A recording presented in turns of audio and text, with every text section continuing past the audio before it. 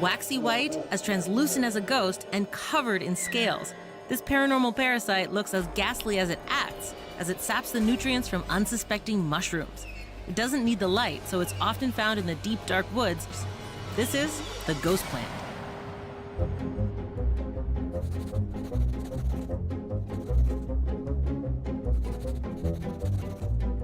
Hey, I'm Tasha the Amazon, and you're watching Floralogic.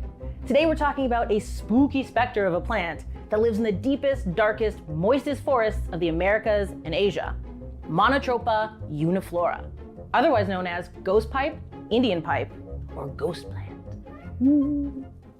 Let's start with its looks. This plant is a ghostly translucent white, or sometimes pink, that develops black spots as it ages. It's a perennial, ranging in height from 10 to 30 centimeters and commonly grows in clusters. Because it's so delicate and looks like frozen jelly, the ghost plant is sometimes also called the ice plant.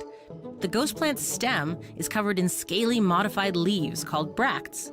The flower of the ghost plant nods downward until it's pollinated by an insect, at which point it points upright. Bumblebees are the typical pollinators, and they get a sweet nectar and some yummy pollen as a reward for their visit. After it blooms, it goes dark, and the flower is replaced with a seed capsule full of tiny, wind-dispersed seeds. The root system of the ghost plant is brittle and fleshy. The roots are also apparently very tasty to grizzly bears, who've been seen digging them up for a nice snack.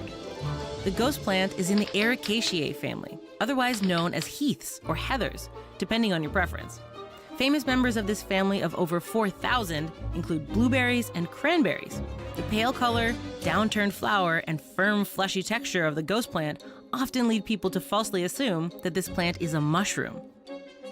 While not a fungus itself, fungi do play a key role in how ghost plants get their nutrients. Which brings us to the creepy as hell way it gets its nutrients. The ghost plant is one of 3,000 heterotrophic plants, which need to rustle up their nutrients from outside sources. And heterotrophs do just that, but in very uncanny ways. Insectivorous plants, like Venus flytraps, butterwort, sundew, and pitcher plants, catch and digest bugs for nutrients. Parasitic plants, like dodder, sap their nutrients from a host plant. Like dodder, the ghost plant is a parasite, and it lacks the chlorophyll necessary to make its own food from sunlight. The ghost plant was once thought to be a saprophyte, a plant or fungi that eats dead or decaying matter.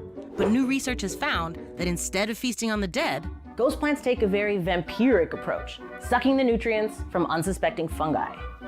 These are mycorrhizal fungi that live around the bases of trees in the deep, dark woods where ghost plants are found. In fact, almost all terrestrial plants have root-infecting mycorrhizal fungi. They live in what's called mutualistic symbiosis. The plant gives the fungi nutrients through its roots, and in turn, the fungi enable the plant to increase its nutrient and water absorption capabilities. The relationship between fungi and ghost plants, however, is anything but mutual. The ghost plant catfishes the fungi, tricking it into thinking it's entering another legit symbiosis. But this relationship is a toxic one, since the ghost plant doesn't give anything back. It just siphons off the fungi's hard-won nutrients and energy, like the parasite it is. If only ghost plants were as nice to fungi as they are to bumblebees. So the tree does the photosynthesizing, the fungi absorbs the nutrients from the tree's roots, and the ghost plant steals them from the fungi. Ghost plants are so delicate that propagating them at home is next to impossible.